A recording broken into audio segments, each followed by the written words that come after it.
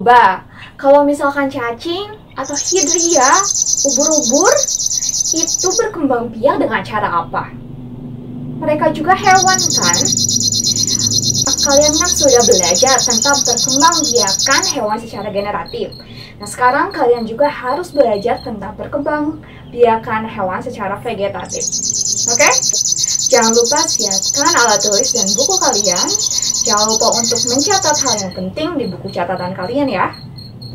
Kalau begitu, ayo kita belajar tentang perkembangbiakan hewan secara vegetatif.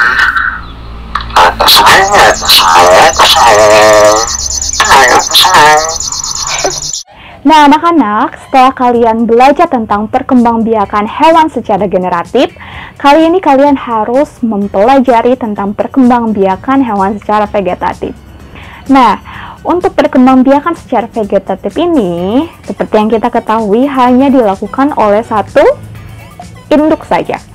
Nah, perkembangbiakan hewan secara vegetatif dibedakan menjadi 3. Yang pertama adalah dengan cara fragmentasi, yang kedua dengan cara pembentukan tunas, dan yang ketiga dengan cara membelah diri.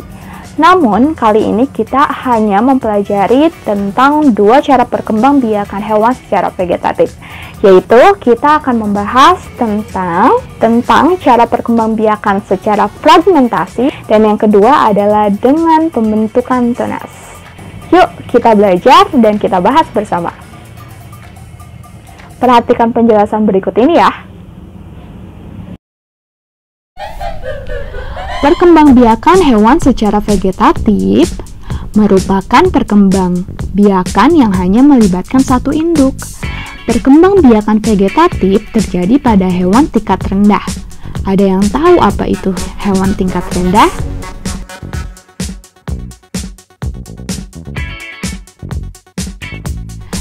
Hewan tingkat rendah adalah hewan yang tidak bertulang belakang, serta hewan yang memiliki sistem pencernaan, pernapasan, dan peredaran darah sederhana.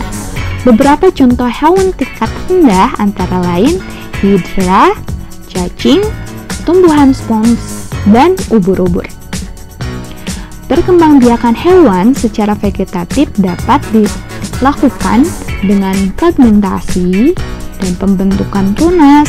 Yang satu lagi ada membelah diri. Pertama ada yang disebut fragmentasi. Fragmentasi adalah perkembangbiakan pada hewan dengan memotong bagian tubuhnya menjadi beberapa bagian.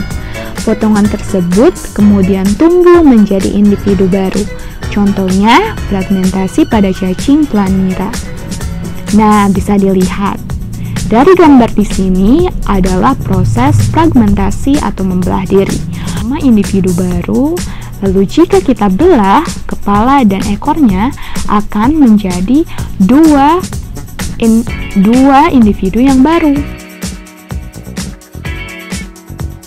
Walaupun yang dibelah hanya ekornya, akan tumbuh bagian kepalanya.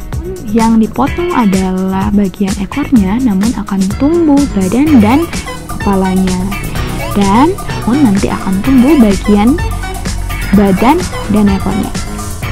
Ya, menarik sekali anak-anak. Yang kedua adalah pembentukan tunas. Hewan yang dapat berkembang biak dengan cara tunas yaitu hidra dan ubur-ubur. Tunas akan tumbuh dari tubuh induk, kemudian melepaskan diri dan berkembang biak menjadi individu dewasa. Coba kalian lihat bagaimana pembentukan tunas. Nah, ini merupakan tunas bakal individu baru yang nanti akan lepas dan akan menjadi individu baru.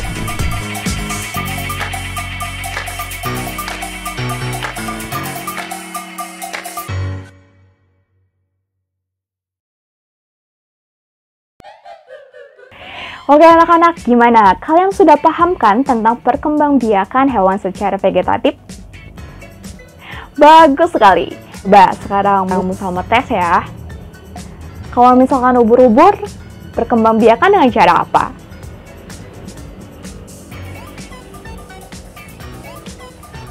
Ya, betul, dengan cara bentukan tunas.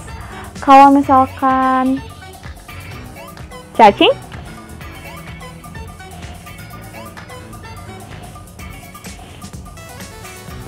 ya, fragmentasi. Nah, ternyata kalian sudah paham ya. Kita ucapkan Alhamdulillahirabbil alamin. Pembelajaran kita sudah selesai.